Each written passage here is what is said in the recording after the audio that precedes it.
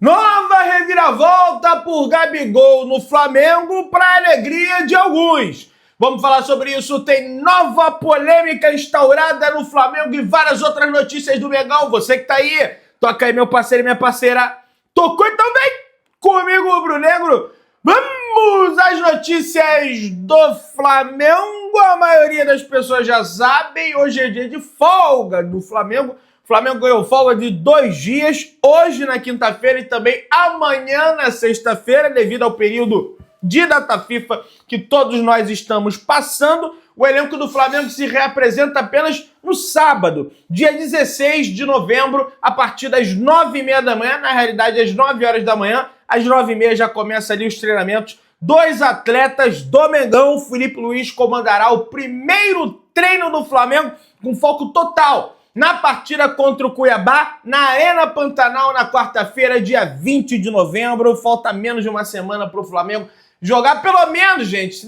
A data FIFA desse ano não vai ser desse mês, não vai ser aquela que a gente vai ficar 10 dias sem Flamengo. O Flamengo teve que jogar todo mutilado, esfacelado por conta dessa data FIFA no estádio do Maracanã, mas pelo menos vai ter, teve aquele jogo de ontem contra o Atlético Mineiro e já vai ter esse contra o Cuiabá na Arena Pantanal, que é sempre um jogo bem difícil. O Flamengo tem dificuldade para enfrentar o Cuiabá na Arena Pantanal, por mais que o Cuiabá esteja numa situação complicada aí, praticamente rebaixado no Campeonato Brasileiro. É bem calor, mas também não adianta reclamar de calor de lá, porque faz um calor absurdo aqui na cidade do Rio de Janeiro. Não, nesse momento o tempo tá nublado, tá até um friozinho aqui pra carioca, beleza? O Flamengo, ali por volta das 10 horas da manhã, soltou a seguinte nota. O Clube de Regatas do Flamengo informa que o atleta uruguaio Georgian de Arrascaeta realizou uma artroscopia no joelho direito nessa quinta-feira, dia 14 de novembro. O procedimento foi realizado no Hospital Copa Star pelo Dr. Max Ramos, acompanhado pelo Dr. Márcio Tanuri, gerente de saúde e de alto rendimento do Flamengo, né? Então a tal limpeza no joelho do De Arrascaeta já foi realizada para que ele volte na próxima temporada 100%. Filipe Luís, na entrevista coletiva ontem, admitiu que o atleta não deve voltar mais nessa temporada, sequer na última rodada do Campeonato Brasileiro. No entanto, já deve estar 100% para a pré-temporada 2025, que ele inclusive já está planejando, já está planilhando como vai ser a pré-temporada do Flamengo, e a gente vai repercutir isso aqui no canal, beleza? Cebolinha avança em recuperação, treina de chuteiras no CT Ninho do Urubu. De acordo com a informação da reportagem do site Coluna do Fla, Cebolinha apresentou no Ninho do Urubu nos últimos 4 dias, se apresentou naturalmente, né? E realizou as primeiras atividades com chuteira, com bola, em um dos campos do centro de treinamento Jorge Elal CT Ninho do Urubu. O atacante evoluiu na recuperação e se aproxima cada vez mais de retornar aos gramados do Mengão. Vale lembrar que Cebolinha sofreu uma lesão no tendão de Aquiles no último dia 11 de agosto de 2024, desse ano, obviamente, numa partida contra o Palmeiras, jogo válido pela 22ª rodada do Campeonato Brasileiro. Na ocasião, o atacante dividiu a bola com o jogador da equipe rival e começou a sentir dores no calcanhar, que diagnosticou uma lesão, um rompimento no tendão de Aquiles. Nesse mesmo jogo, a gente teve o problema do Matias Vinha no LCA, né? No ligamento cruzado anterior, que também o tirou da temporada. Um jogo contra o Palmeiras tirou 2 jogadores do Flamengo da temporada, um negócio assim realmente impressionante. O nosso Vapo, o nosso Coringa, o nosso Gerson será titular da Seleção Brasileira daqui a pouco, às 6 horas da tarde, horário de Brasília, diretamente da Venezuela. Brasil e Venezuela, ou está sendo titular, ou já foi titular, depende do horário que você está assistindo esse vídeo, até porque o jogo da Seleção Brasileira é às 6 horas da tarde, né? O Dorival Júnior define a escalação da Seleção Brasileira para o confronto diante da Venezuela. No gol a gente vai ter o goleiro do Manchester City, Ederson, lateral direita, Wanderson, zaga, Marquinhos, Gabriel Magalhães, e na lateral esquerda, Abner. No meio campo teremos Bruno Guimarães e Gerson, mais à frente o Rafinha, e mais à frente ainda Vinícius Júnior, Savinho e Igor Jesus, da equipe do Botafogo. Essa é a escalação da seleção brasileira para o confronto diante da Venezuela. Léo Ortiz e Gerson foram convocados pela seleção para jogos contra a Venezuela e também o Uruguai. Brasil e Uruguai, que vai acontecer na Bahia, Salvador, Bahia. Na partida dessa quinta-feira, dia 14, Dorival Júnior optou por utilizar o meio-campista, visto que ele aproveitou as boas oportunidades nos últimos jogos da seleção brasileira. Léo Ortiz, apesar de começar no banco de reservas, pode ganhar chance durante o confronto. Isso é claro se a seleção brasileira tiver com boas condições no placar ou algum atleta da posição tenha que ser substituído por lesão. Outro ponto importante é que o Léo Ortiz é muito bem visto pelo técnico Dorival Júnior da seleção. O treinador até pensou em escalar o zagueiro do Flamengo entre os titulares de hoje, mas o comandante preferiu manter a zaga que vem jogando nos últimos confrontos. Cara, pra mim não precisa nem ter placar elástico não, viu? O Léo Ortiz, ele tem condição de ser titular da seleção brasileira, é um baita de um zagueiro, melhor zagueiro do futebol brasileiro, principalmente você colocar critérios como antecipação, interceptação de bolas, saída de bola, que é uma coisa que ele faz assim realmente com maestria, deu aquele mole contra o Atlético Mineiro, mas que jogador não erra, não é, meus amigos? Todo jogador erra. E para mim, um dos maiores erros da era Tite foi justamente tirar o Léo Ortiz da zaga e botar ele de volante, porque sabia que não podia o Léo Ortiz ficar no banco, mas aí, pô, vai ficar chato tirar o Fabrício do jogo e coisa e tal, aquela situação do Tite, que a gente sabe como é que é a fila do Tite, é pior que a fila do INSS da Caixa Econômica. Vamos lá. Galera, o que mais me impressionou no Maracanã, além da belíssima atuação do Flamengo, o Flamengo amassou a equipe do Atlético Mineiro o tempo todo, né? O Flamengo perdeu uma profusão de gols, teve aquela confusão do pênalti lá que era pro Carlos Alcaraz ter batido. Foi a torcida do Atlético Mineiro, rapaz, porque não foi ninguém no Maracanã, não tem torcedor do Atlético Mineiro na cidade do Rio de Janeiro, rapaz. Mal tem Minas Gerais, né? Imagina aqui na cidade do Rio de Janeiro, deve ter ido 50 pessoas lá no setor do Atlético Mineiro, rapaz. Vou te contar uma história, vamos lá.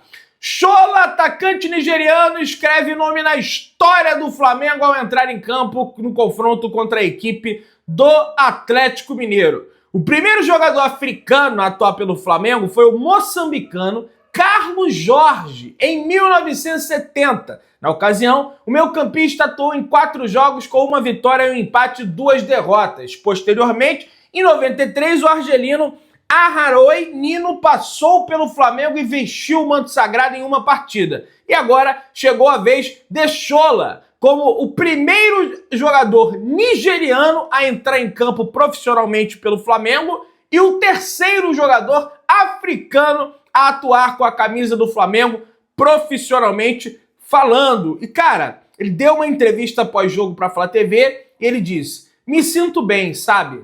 Eu sonho com isso a minha vida toda. Estou muito feliz que eu pude estrear hoje. Foi uma ótima oportunidade para mim. Então, obrigado, Flamengo. Te agradeço demais. Vamos, Flamengo", disse Shola em entrevista aos canais oficiais do Flamengo, em entrevista à Flá TV. Vai lembrar que o Shola marcou o gol do título, né? Um dos gols na final que possibilitou que o Flamengo virasse para cima da equipe do Boca Juniors na Libertadores Sub-20, que possibilitou que o Flamengo disputasse aquele Mundial Sub-20 contra o Olympiacos, né? O Lohan também marcou gol nessa ocasião. Espero que ele seja bem feliz no Flamengo e que possa ter uma sequência de jogos aí. A gente sabe, o Flamengo vai precisar de atacante. É lógico que não tem que botar a responsabilidade toda em cima do garoto. É um garoto. Teve até um chute lá que a bola foi, enfim, foi longe do gol, mas acontece. É o primeiro jogo do garoto. Não tem que botar essa carga em cima dele. E acredito que ele ainda possa entregar bons frutos para o Flamengo. CBF quer manter o Brasileirão começando mais cedo nos próximos anos. A ideia da entidade é estabelecer como padrão a pausa do campeonato no meio do ano por motivo de competições internacionais de clubes e também de seleções, porque no ano que vem a gente vai ter o Super Mundial, então vai parar o campeonato no meio do ano. E no outro ano, de 2026, nós teremos a disputa da Copa do Mundo, né, de seleções, então também vai parar o campeonato no meio do ano. Por isso, a CBF já quer começar aí o calendário bem cedo, né? Em 2027 tem a Copa do Mundo Feminina no Brasil, aí eu não sei se o calendário vai parar. 2028 tem Copa América, aí 2029 tem um Super Mundial de novo, e 2030 tem a Copa do Mundo também. Então pode ser que o Campeonato Brasileiro fique parando aí eternamente por conta dessas competições aí que a gente tem pela frente. Inclusive, falando de Super Mundial de Clubes, a FIFA revelou o troféu, galera, de quem for o vencedor do Super Mundial de Clubes. Esse prato aí, né? Parece um prato esse negócio aí, um prato de comida, essa situação aí. Um prato de ouro, né? Que se dane, bateria uma bela de uma feijoada nesse prato aí, né? Um torresmo, né? Alguma coisa aí. Tô nem aí que é de ouro. Que se dane, pode ser prato de qualquer coisa também, que eu penso logo em comida, tem até que parar com isso, né, para dar uma reduzida ali no preço, mas no peso, mas comer é bom demais, hein? Aquela feijoadinha, aquele mocotózinho, fala tu. Mas vamos lá, pessoal, vamos avançando. Cuiabá inflaciona preço nos ingressos para o jogo contra o Flamengo. O ingresso mais barato para Cuiabá e Flamengo tem um aumento de 1.150%, em comparação com o último jogo do time mato-grossense na Arena Pantanal, galera. Olha que absurdo, pessoal. Olha que absurdo. Próximo de confirmar o rebaixamento para a Série B, o clube vê o jogo como uma oportunidade de fazer caixa nesse fim de ano e divulgou os preços entre R$ 125 a R$ 700. Um aumento de 1.150% na entrada mais barata em comparação ao último jogo em casa. A meia entrada para o setor sul, área que costuma ter ingressos a preço popular, subiu de R$ 10 contra o Corinthians para R$ 125, estratégia que permite o clube estipular os mesmos valores para o setor visitante, tá? Que o setor visitante vai custar aí, meus amigos, mais ou menos 300 mingau a inteira. Olha que absurdo, gente. E aí, eles sabem lá também que o torcedor do Flamengo de Cuiabá, ele não compra só no setor visitante. Ele vai comprar nos outros setores também, né? Então ele inflaciona, bota tudo alto aí, que além de poder botar mais caro no setor visitante, a torcida do Flamengo vai comprar em tudo que é setor mesmo, né? E aí, rapaz, pro jogo contra o Fortaleza, o Flamengo tem 2 partidas seguidas fora de casa agora, tem o Cuiabá e tem o Fortaleza. Pro jogo contra o Fortaleza, tá custando 250 conto o ingresso para o setor visitante na Arena Castelão. Um completo absurdo. Só se faz isso com a torcida do Flamengo. A torcida do Corinthians não sofre essa situação, mesmo sendo a segunda maior torcida do país, mas quando se trata de Flamengo, eles metem a mão mesmo, porque eles sabem que o Flamengo vai... Ô Fortaleza, vocês não perderam nenhum jogo como mandante nesse campeonato que eu tô sabendo, mas ó, vocês bem que mereciam perder depois de botar esse preço desse ingresso aí, hein? Vamos ver como é que vai ficar essa situação. A não ser que Fortaleza vai ser o campeão, vai ultrapassar o Botafogo, aí a gente já pode sentar, conversar, né? Porque, pô, entre Botafogo e Fortaleza, eu sou muito mais o Fortaleza ser o campeão brasileiro. Mauro César falou sobre contratações. Pessoal fica perguntando sobre contratações para o Flamengo em 2025. Ora, ainda não se sabe sequer quem será o presidente antes da eleição, dia 9/12, é especulação. Aguardemos. A gente pode ter um candidato já fechando com um, outro candidato já fechando com o outro, mas isso só vai se confirmar de fato quando o candidato for eleito, né? Enfim, se vai ser o BAP, se vai ser o Dunch, se vai ser o MGM, não sabemos quem vai ser o mais novo presidente do Flamengo. Falta menos de um mês para acontecer as eleições presidenciais do Flamengo. Inclusive, no próximo dia 18 vai ter um debate na ESPN às 8 horas da noite. Vamos acompanhar o que os candidatos vão falar. Será que vai rolar cadeirada, rapaz? Vamos ficar atento nessa situação. O Atlético Mineiro soltou uma nota falando o seguinte: o Atlético e a Arena MRV informam que as forças de segurança de Minas Gerais já identificaram 21 envolvidos nos incidentes da partida do último domingo. Outros 9 infratores se encontram em processo avançado de identificação. Todas essas pessoas deverão responder pelos crimes cometidos na forma da lei. Além disso, o Atlético iniciou os procedimentos para todos os identificados sejam punidos administrativamente em cumprimento do regulamento de uso da Arena MRV e do programa de relacionamento Galo na Veia. Mais de 700 seguranças privados trabalharam na partida e desses mais de 100 atuaram e contiveram a tentativa de invasão ao gramado. Isso é verdade mesmo, viu? A segurança foi pra cima lá, viu? Não foi nem a polícia, não. Foi a segurança lá, tá? Mais de 700... Aí tá aqui. As mais de 350 câmeras da Casa do Atlético e todo o aparato técnico empregado no evento estão sendo de suma importância para a identificação dos infratores. Tá, mas e o hino do Galo? Que tocaram lá durante a premiação. Isso aí vai ser apurado? Ou vai jogar sujeira para debaixo do tapete? Hã? E não deixar a imprensa ir no gramado fazer o seu trabalho? Com a tentativa de que não se filmasse ali o espetáculo. Vai ser apurado também? Não vai ser, né? Vou te contar uma história.